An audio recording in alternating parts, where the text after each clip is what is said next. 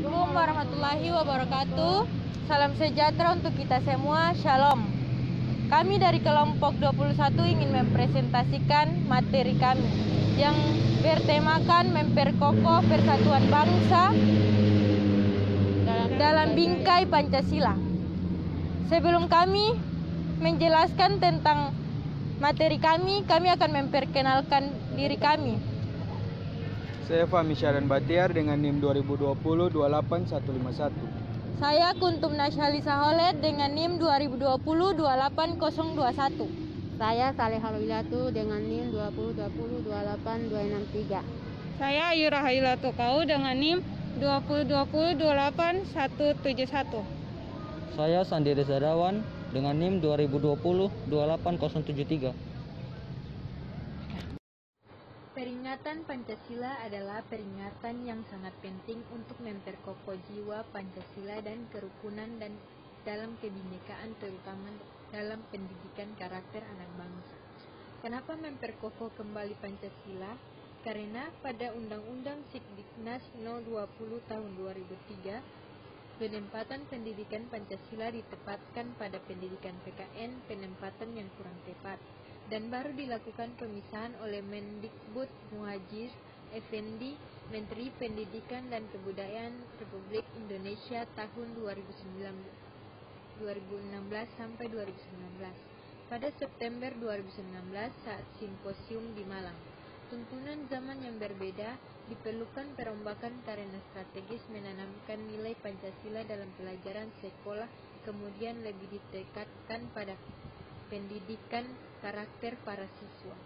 Sudah barang tentu menjadi kewajiban bersama segenap masyarakat bangsa ini mendukung ajakan pemerintah membumikan Pancasila sebagai dasar negara dan memahami pluralistik warga bangsa dan terbingkai dalam Bhinneka Tunggal Ika.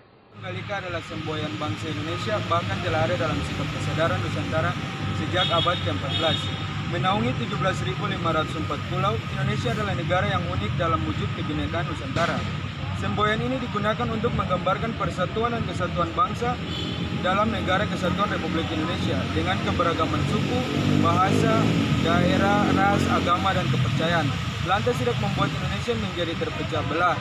Melalui semboyan ini, Indonesia bisa dipersatukan dan semua keberagaman tersebut menjadi satu bagian dari negara kesatuan Republik Indonesia. Sebenarnya, semboyan Bhinneka Tunggal Ika lebih bermanifestasi kepada keadaan kepercayaan atau agama pada masa itu. Empu Tantular dalam kitabnya menceritakan kata-kata itu untuk menggambarkan keadaan damai yang dirasakan meskipun terdapat perbedaan kepercayaan. Tapi oleh para tokoh bangsa, semboyan ini diberikan penafsiran baru untuk memenuhi permintaan kondisi akan zaman tersebut. Indonesia yang beraneka ragam tetapi bersatu padu dianggap sesuai dengan makna semboyan tersebut. Kita ketahui bahwa konsep Bhinneka Tunggal Ika adalah sebuah semboyan yang dijadikan basis kerukunan bangsa dari beragam suku dan kepercayaan. Oleh sebab itu, Bhinneka Tunggal Ika patut dijadikan sebagai landasan kebersamaan untuk mewujudkan masyarakat yang majemuk ini. Persatuan dan kesatuan dalam bangsa dan bernegara Indonesia, kita sebagai generasi selanjutnya yang bisa menikmati kemerdekaan dengan mudah haruslah bersungguh-sungguh menerapkan dalam kehidupan sehari-hari. Kita dapat saling menghargai dengan masyarakat tanpa saling mengecilkan. Percampuran suku bangsa, ras, agama, bahasa, dan keanekaragaman lainnya. Tanpa adanya kesadaran tentang ini dapat memahami maknanya di dalam diri rakyat Indonesia, maka Indonesia akan terpecah belah. Cari penjelasan bagi pendiri bangsa Indonesia dengan cerdas membangun ikatan batin. 1. Pancasila sebagai dasar negara. 2. Bhinneka Tunggal Ika adalah semboyan dalam kesadaran pemersatu bangsa ini. 3.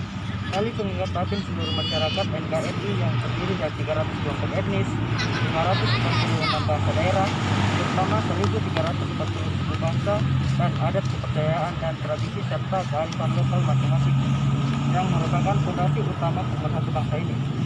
Kewajiban semua pihak sebagai elemen bangsa harus memahami serta menjiwai kebinekaan dan juga menghayati Pancasila sebagai dasar negara dan falsafah bangsa ini untuk modal utama guna memperbangun karakter anak bangsa dalam masyarakat yang plural.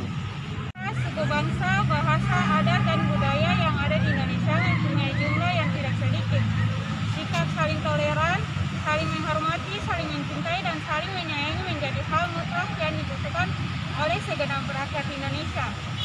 terciptanya masyarakat yang tentram dan damai.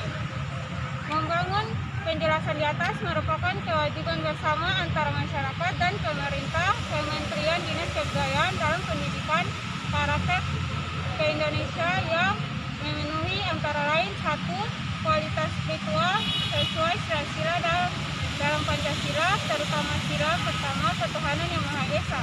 2. Kualitas intelektual, perkembangan peradaban milenial dalam pendidikan. 3. Kualitas sosial, kearifan lokal, kearifan Nusantara.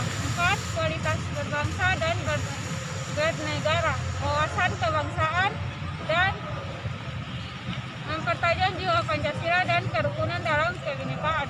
Khusus dalam kualitas berbangsa dan bernegara dapat diperdalam tentang makna jiwa Pancasila sebagai dasar negara dan rasa persatuan dalam kebinekaan yang saat ini dirasakan mulai runtuh. Bahkan ada kelompok intoleransi yang mencoba menggusur dengan pemahaman anti Pancasila. Ya. Itulah hasil presentasi kami. Mohon maaf jika ada salah kata atau tindakan. Kami ucapkan terima kasih. Wassalamualaikum warahmatullahi wabarakatuh. Shalom.